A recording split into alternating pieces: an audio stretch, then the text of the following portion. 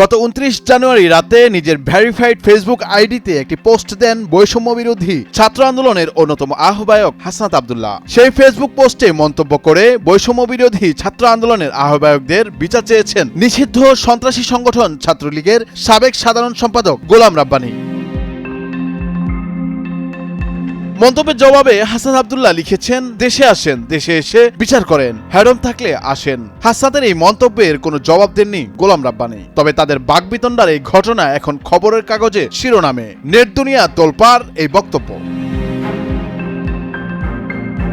হাসনাত আব্দুল্লাহ তার সেই ফেসবুক পোস্টে লিখেছেন, রন্ধ্রে রন্ধ্রে সুশীলতা দিন শেষে আমাদের কাল হয়ে দাঁড়িয়েছে। বিপ্লব পরবর্তী সময়ে সিরিয়ায় যে পরিস্থিতিতে মাত্র 3 দিনে আসাদ সরকারের 35 জন কর্মকর্তার মৃত্যুদণ্ড কার্যকর করা হয়েছে, ঠিক সেই পরিস্থিতিতে জুলাই গণ অভ্যুত্থান সফল হওয়ার 5 মাস পেরিয়ে গেলেও ফ্যাসিস্ট হাসিনার ঘনিষ্ঠ এবং ফ্যাসিবাদের মদতদাতা একজন নেতাকর্মীরও বিচার কার্য করা হয়নি। তার মতে ফ্যাসিস্ট আওয়ামী লীগের নেতাকর্মীদের বিচার কার্যকরের ব্যাপারে বিলম্ব করা জুলাই গণ অভ্যুত্থানকে অপমান করার শামিল।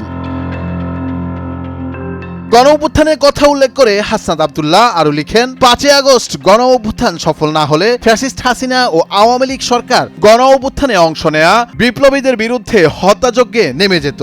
নির্বিচারে গুম, খুন ও গণহত্যা করতেও তারা তখন বিন্দুমাত্র পিছপা হতো না।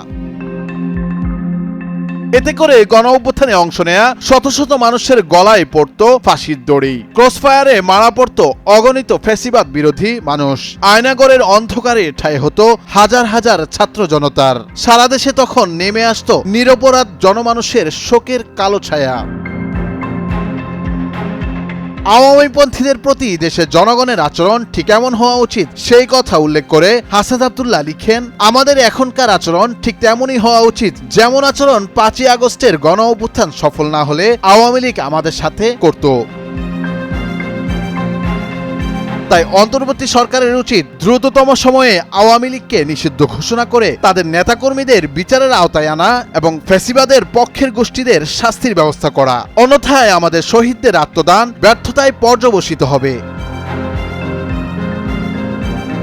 অন্তর্বর্তী সরকারের প্রতি আহ্বান জানিয়ে হাসনাত আব্দুল্লাহ আরো লিখেছেন, আমি অন্তর্বর্তী সরকারকে বলছি, আওয়ামী লীগের প্রতি ন্যূনতম দয়া নেই। সুতরাং অতি দ্রুত আওয়ামী লীগের নেতাকর্মীদের বিচার দৃশ্যমান করুন, কার্যকর করুন। তিনি আরো লিখেন, পুনরাবৃত্তি করছি, আওয়ামী লীগের প্রতি আমাদের আচরণ ঠিক তেমন হবে যেমন আওয়ামী লীগের আচরণ আমাদের প্রতি 5 আগস্ট না হলে হতো।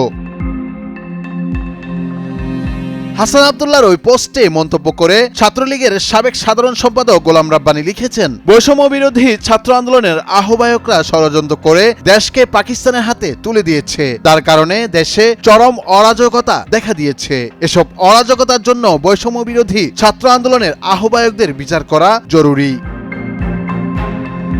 দুল আফসার, নয়া দিগন্ত।